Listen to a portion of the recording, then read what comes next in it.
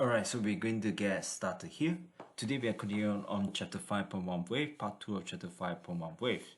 So this particular slide is telling us about the relationship between musical instruments and the wave equation. So I need to turn to page number 182. Before this, we discussed about the wave equation. If you still recall what the wave equation is, and we did discuss this, we say that frequency, which is f, equals to the speed divided by lambda, which is the wavelength. So in general, what you know from this particular equation is that if the wavelength increases, the frequency will decrease. And this generally applies to anything that produces a particular wave. So in this case here, we are looking at musical instruments, and what they are trying to say is that if you're striking on the guitar string, let's say you're playing on the guitar, you know the string will vibrate to form what we call the transverse wave. You still recall, when we are talking about transverse wave, which is what we have previously discussed, we know that the transverse wave is a wave that looks something like this that I'm going to draw on the screen. So you have the waves that is moving upward, moving downward, moving upward, moving downward, moving upward, moving downward, and so on. That is generally what a transverse wave is, which is very different from a longitudinal waves. So it says here that this particular wave forms half a wave if you are striking the guitar string. So what does that mean? I'll show you the next slide on this particular concept. So move on to the next slide. Alright, so we're going to continue on this particular slide here. Now we are looking at the guitar itself. As mentioned, we produce the half a wave. What does it mean? So I'll show it to you on this particular slide. It said whatever note you play on a particular string, the speed of the wave along the string is the same. Then by moving your finger along the frets, you have shortened the vibrating length of the string, therefore the wavelength of the wave. It says as the wavelength decreases, the frequency of the note increases. And we know frequency is the pitch of that particular note. So based on this diagram here, you can see that it says that wavelength decreases as you shorten the string, so the frequency of the note increases. So if you look at the diagram, the string vibrates back and forth to form half a wavelength. When it's half a wavelength, based on what we have discussed, and I will roughly show you half a wavelength, how it looks like. Once again, if you still remember what we have discussed previously, and I will show you the diagram of that wave. So once again, the wave is moving upward, downward, and so on. So in this case, you have three waves. We still recall how we do a calculation. The wave have to go through the crest and the trough in order for it to be counted as one wave. So in general, half a wavelength will look something like this. So let's say from here to here, this will be half a wavelength, and so on. So what you will do is that when you're fretting on the string itself, when you get the half wave, it will produce a particular sound. So it says here, if you are shortening the vibrating length of the string, you are shortening the wavelength, which means that increasing the frequency. So you can try and play on the guitar. If you have one, you realize that if you're fretting along the string, you actually reduce the wavelength, which means you are increasing the frequency. That is how you can actually change the frequency of the sound that you are producing. Alright, so that is generally the idea. Going on to the next slide. Alright, so we are continuing on this particular slide. It says here, playing on a different string will also result in the note of a different frequency. And it says this is because different strings will have different thickness and are made of different materials and of different tensions. So in general, if you are having these different factors, the thickness, the different materials, and the different tensions, you can actually change the speed of the musical instrument that you are playing. So you say the speed will not be different, the frequency will not change. If you still recall the formula that we have done, which is frequency equals to, just give me a second on that. So frequency equals to the speed divided by the wavelength. And we know that if the speed increases, the frequency will increase as well. So if the speed decreases, the frequency will decrease as a result. So it says that even though the wavelength will remain the same because of the same length of that particular string, but a change in the speed can change the frequency of the sound that is being played. So something for you to think about. So this applies to guitar. It applies to a lot of the string instruments, including violin and cello. Bear in mind, this is different if you are talking about playing a piano. If you have seen a piano, you will actually find that it consists of many different strings of different length. So playing on a different length, which means that you're changing the wavelength, you will change the frequency, which is why strings that of a shorter wavelength will have a higher frequency, of a longer wavelength will have a lower frequency, and so on. They say you get a different pitch as a result. Moving on to next. Alright, so this one here, it says that when a woodwind or brush instrument such as a trombone is blown, a longitudinal compression wave is formed in the air inside the instrument. Increasing the length of the trombone causes the wavelength in the tube to increase.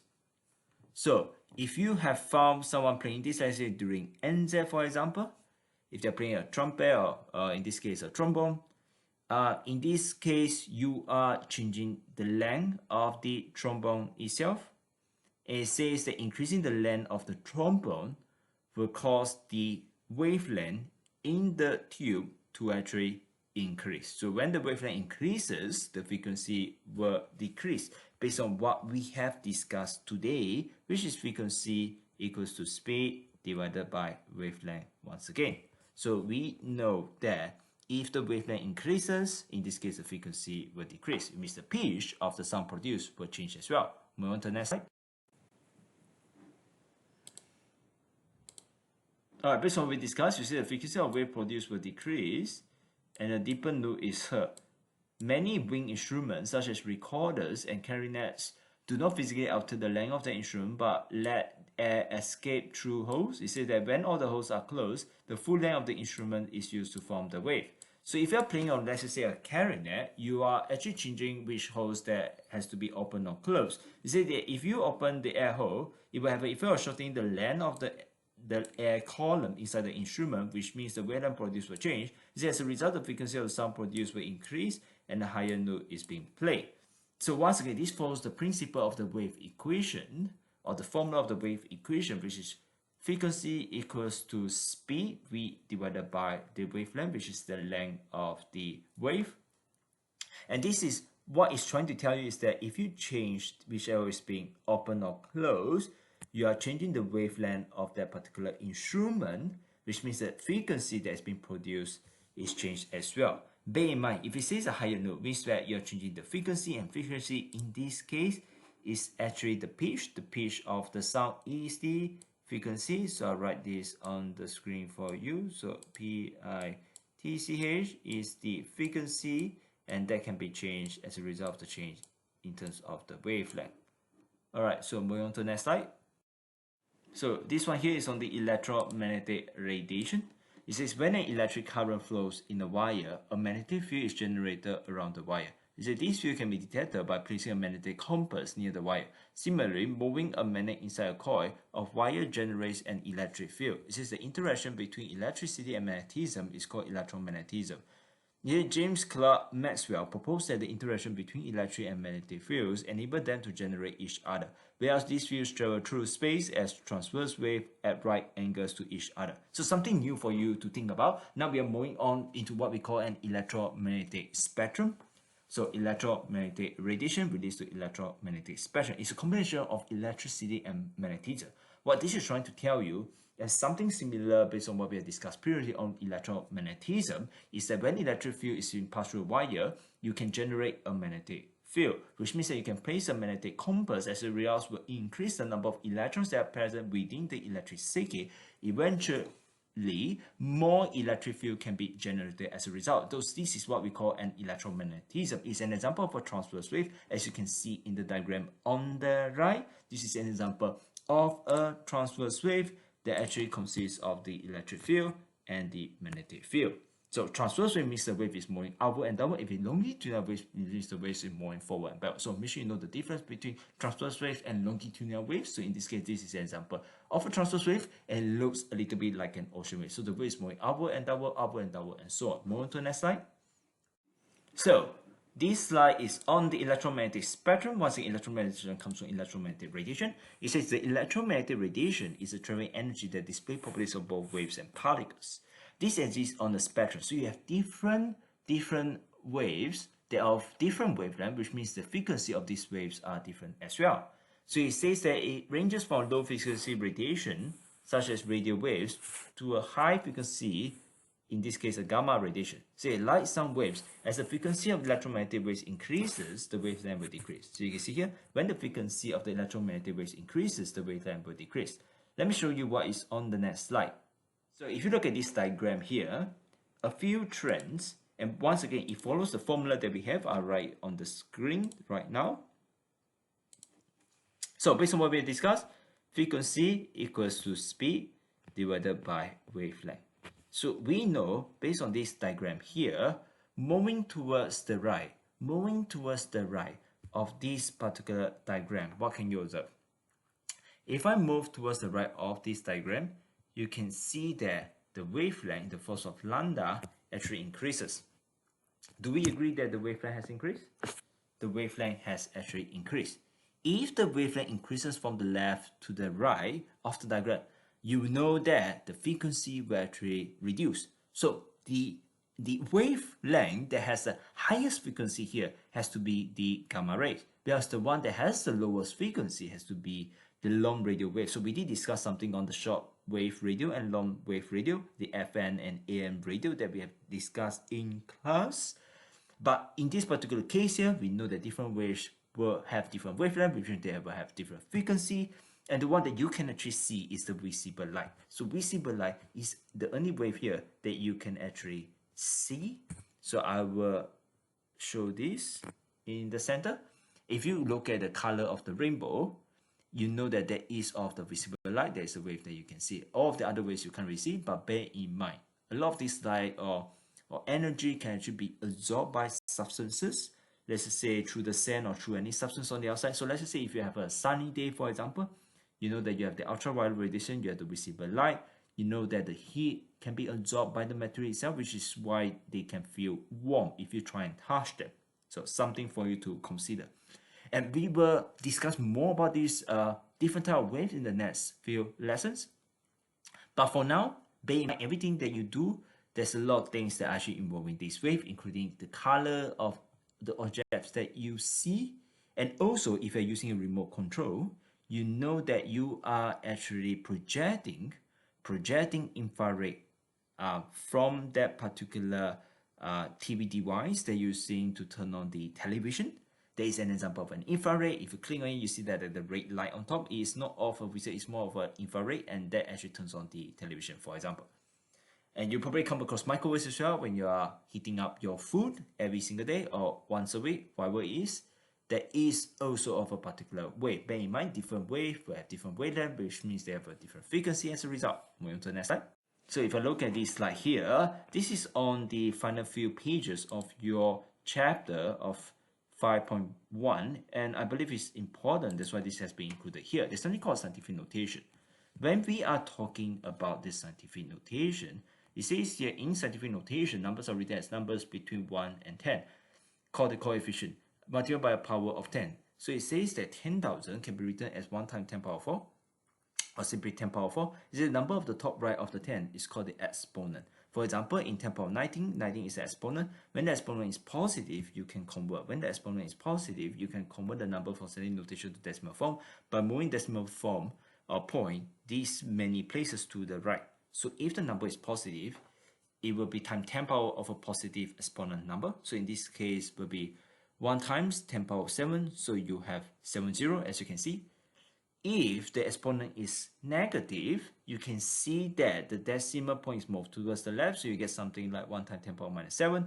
So the number that you have has to be 0.0000001. So you have 0.0000001. If the number is positive, a large number larger than 1, then the exponent will be of a positive number. If the number is smaller than 1, the exponent has to be of a negative number as a result. Moving on to the next slide. So there's a few questions that we need to work, and we discuss more of this in class as well, and we discuss some today. So let's just say that you have question A and B for you to think about. So they're asking you for scientific notation. So question number A is state the following in scientific notation. 470,000 and the second one is 0.0006.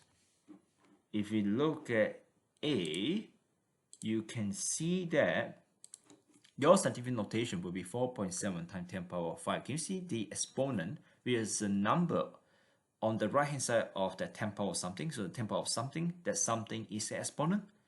So if the number is larger than 1, we know that the exponent is of a positive number. If the number is smaller than 1, then the exponent will be of a negative number. So if you have 0.0006, your scientific notation has to be 6 times 10 power minus 4. Can you see that? 6 times 10 power minus 4.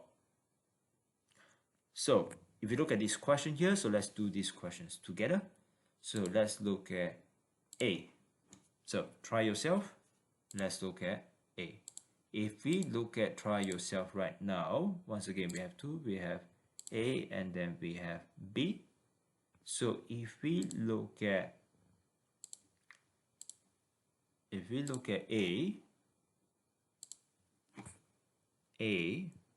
and A says that you have 1, 2, 3, 4, 5, 6, 7, 8, 9.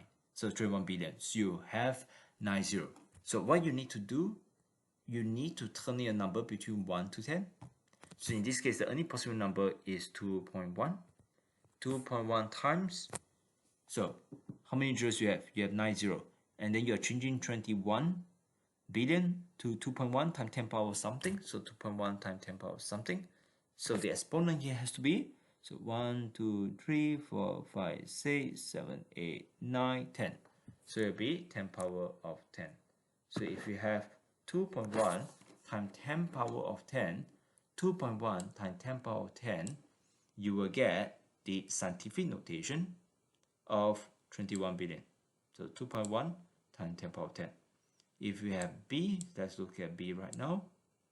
So B says that you have 0.00000000009.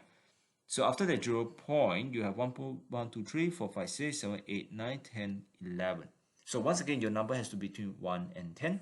So in this case, it has to be 9 times 10 power of something. So what can we do here? So I will show you a simple way of doing this as well. If I use a darker ink, so there will be 1, 2, 3, 4, 5, 6, 7, 8, 9, 10, 11, 12. Which means that you have 9 times 10 power of minus 12. I'll show you that to you on the screen. 9 times 10 power of minus 12 is your answer. So why is it minus? Why the exponent is negative? Because the number is smaller than 1. So something for you to think about. So if it's 0.00000000009, which is, so if you move it and change it into scientific notation, you have 1, 2, 3, 4, 5, 6, 7, 8, 9, 10, 11, 12. With 9 times 10 power of minus 12. So that is your number in scientific notation. More on to the next slide. Alright, so in this one here, they're asking you to, so they give you E in the form of scientific notation. They ask you to convert to the normal form. Is it 1.5 times 10 power of 3? So if it's 1.5 times 10 power of 3, that has to be 1500. If it's 7.8 times 10 power minus 6, it should be 0.0000078. So let's look at the try yourself right now. Let's do the try yourself right now. If we are going to do the try yourself, so you have A and then you have B. So let's do A first. If we look at A, and A is saying that the scientific notation is 3.25 times 10 power of 4. 3.25 times 10 power of 4. So I'll just write the scientific notation here so that it's easier for you to observe. So you have 3.25 times 10 power of 4. So what you do is that when you get a number like this, you have to tweak it slightly. So it'll be 1, 2, 3, 4. So your number that you will get at the end will look something like this. So equals to will be 3, 2, 5, 0, 0. So that is your number after you open up the decimal place. So let's do B. So make sure you get the idea. The exponent represents how many times it is larger or how many times it is smaller than that number itself. So if it's times 10 power 4, then you have to open up that particular scientific notation, and you have to know that the number is bigger than 3.25 itself. If your exponent is in negative form, then the number will be smaller than what it is. So in this case, B is 8.13 times 10 power minus 3. So you know the number has to be smaller than 8.13 itself. If I show this to you on the screen, so let's look at B. So if the number is 8.13 times 10 power of minus 2. So if it's 8.13 times 10 power minus 2, what do we do? So once again, this is a scientific notation. So this is equals to something. So in this case, the number is smaller than 8.13. So you have to move backward. Why do we need to move backward or move towards the left? Because the number is smaller than 8.13. So you move 2 spots because it's times 10 power minus 2. So your number has to be 0.0813, and that is your number that you have after being converted from the scientific notation itself. Alright, so think about what I have been discussing here, and then you can ask me more questions back in class. Very welcome to put it on social media or email me your question. I'll see you then.